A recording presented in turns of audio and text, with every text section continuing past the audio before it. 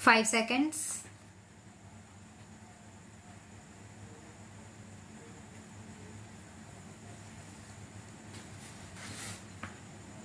As our chairman reminded you, our neighbors are all the countries of the world now, so that we cannot relate our foreign policy just to a few countries around us, but have to think of practically every country in the world and take into consideration all the possible areas of conflict, trade, economic interest, etc. It has been recognized now that if there is a conflict on a big scale anywhere in the world, it is apt to spread all over the world. That is, war has become indivisible and therefore peace is indivisible.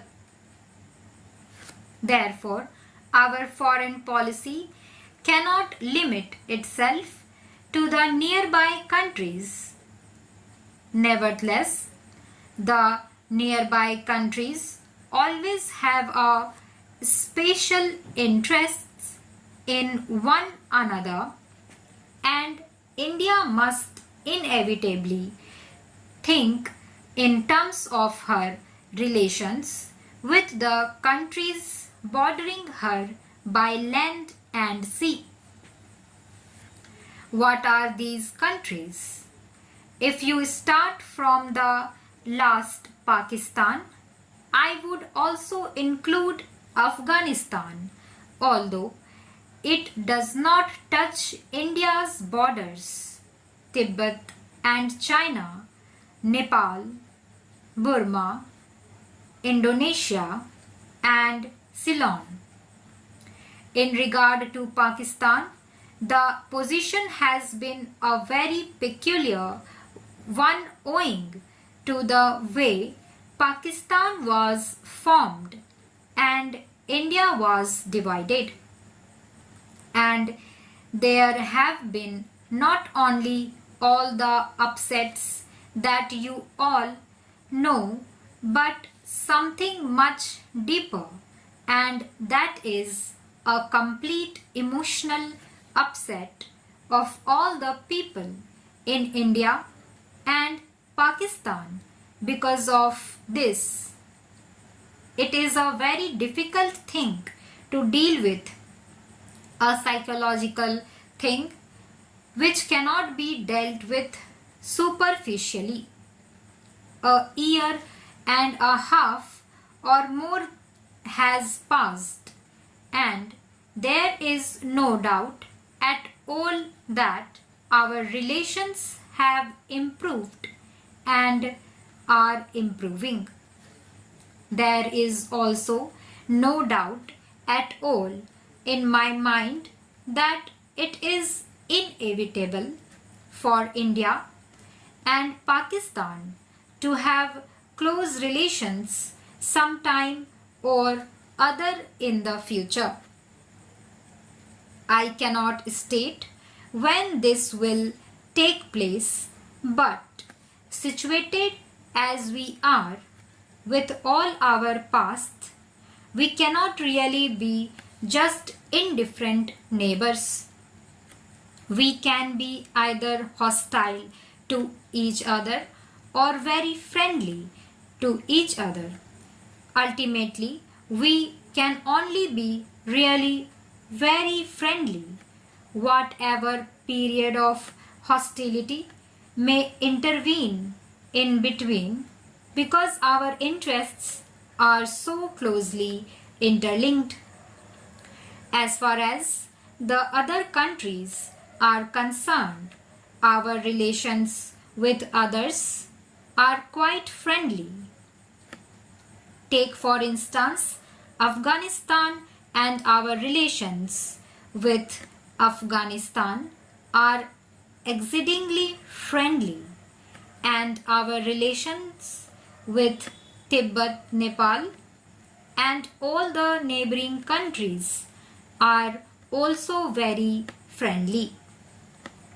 If our neighboring countries have, in a sense, the first place in our minds, then the second place goes to the other countries of Asia with whom we are also fairly intimately connected.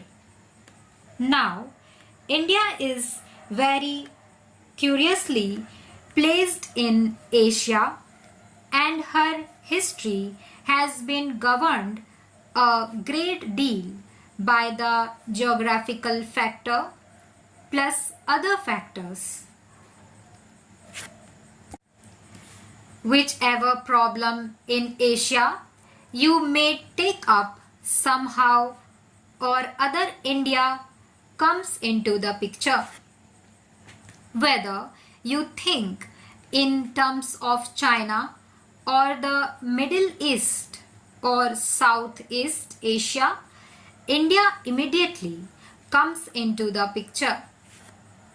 It is so situated that because of past history, traditions, etc., in regard to any major problem of a country or a group of countries of Asia, India has to be considered. Whether it is a problem of defense or trade or industry or economic policy, India cannot be ignored. She cannot be ignored because, as I said, her geographical position is a compelling reason. She cannot be ignored also because of her actual or potential power and resources. Therefore, whatever our own views may be, by virtue of her practical position and other reason, India is bound to play an important part in Asia, whether it is Western Asia or the Far East to Southeast Asia. It is so happens, of course, that even culturally speaking, our bonds are very great with all these parts of Asia, whether it is Western Asia of the Far East or Southeast Asia, and these bonds are very old and very persistent. A very curious thing happened when, roughly speaking, British power came to India and British dominion was established here. This was the reason why we were cut off from our neighboring countries of Asia. Our contacts were then with England across the seas, and while to some extent we struggled against that domination and resented those contacts, nevertheless they were there, and we saw the world more and more through that window, the British window. Very few people went to the other Asian countries from India, and very few came here from there. And even those few people from Asia we met in Europe and not in Asia. Now, in recent years, that process has been reversed or is being reversed for a variety of reasons. Initially, I suppose the one major factor was air travel. Air travel brought us immediately into close contact with our neighbors, because if we went to Europe, we passed through Baghdad and Tehran and other places. Air travel is not the only factor. There are also political reasons that are now bringing about these changes for future development. Stop.